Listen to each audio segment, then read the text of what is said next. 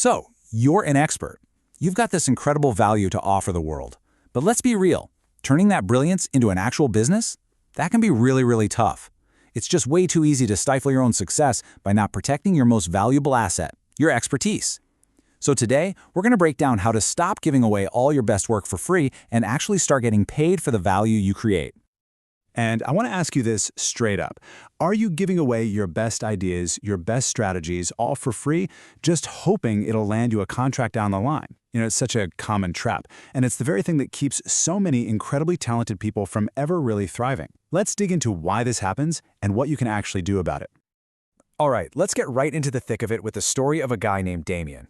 He's a project management coach, and he is absolutely brilliant at his job. But when it comes to the business side of things, well, it's a constant struggle. This, right here, is the expert's dilemma. This is Damien's world. He's fighting just to get people on the phone, and when he does, a lot of them don't even show up.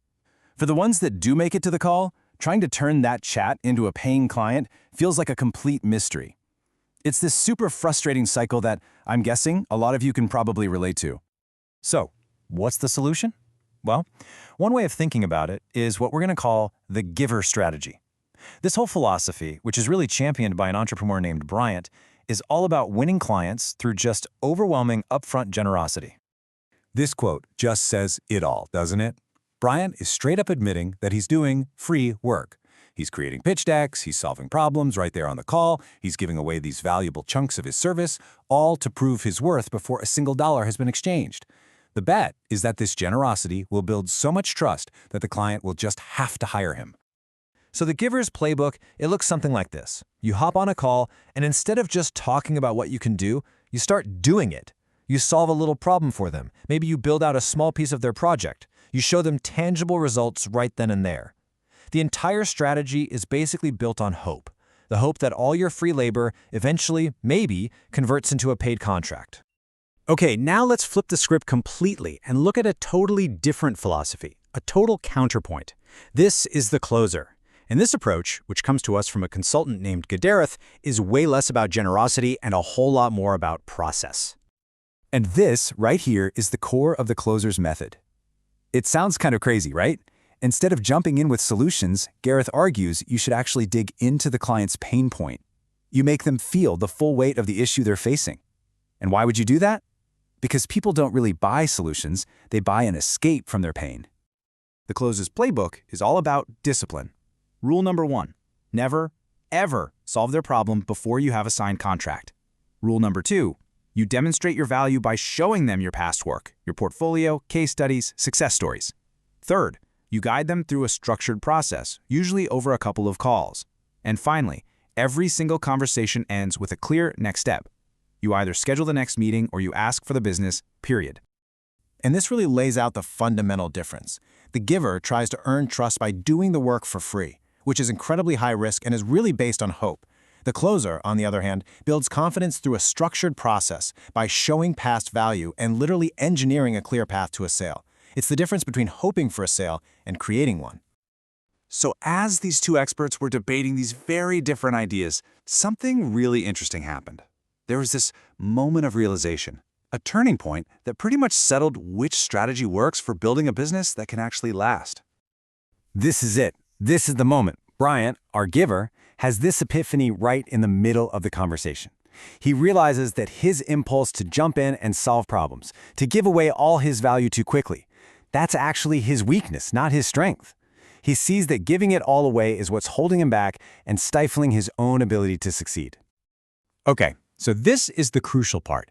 How do we take that insight and turn it into a system that you can actually use? Let's build a practical playbook based on the closer's method to help you protect your brilliance and start turning more of your conversations into actual contracts. So this playbook, it really rests on 3 core pillars. First, you've got to amplify their pain.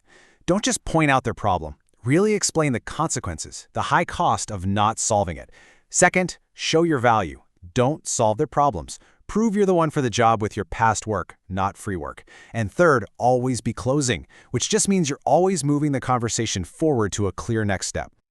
Yeah, let's be super clear on what showing value actually means. It is not about doing free consulting.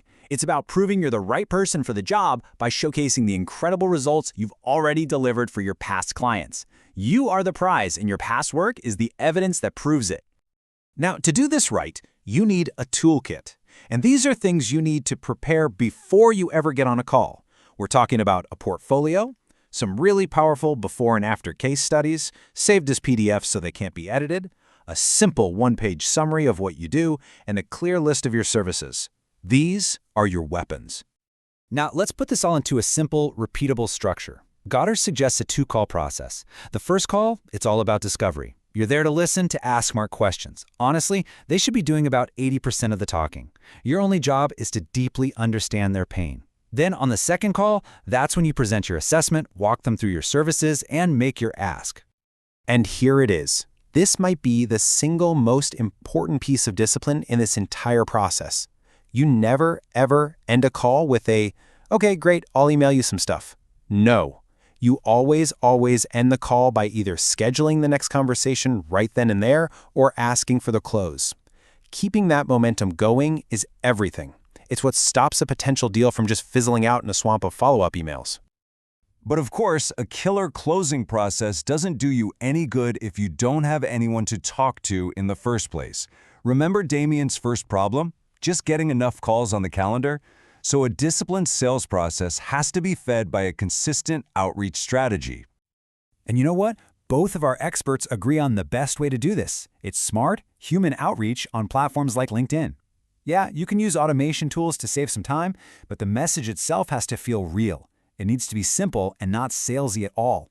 So instead of a pitch, you might say something like, "Hey, I saw we're both in the same marketing group. I'd love to connect and learn more about what you do." See the difference? You're starting a conversation, not an advertisement. So, after all that, what's the big takeaway here?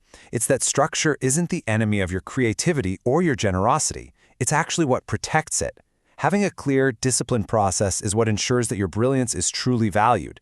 It makes sure you get compensated for the incredible work you do, and it lets you build a business that can actually go the distance.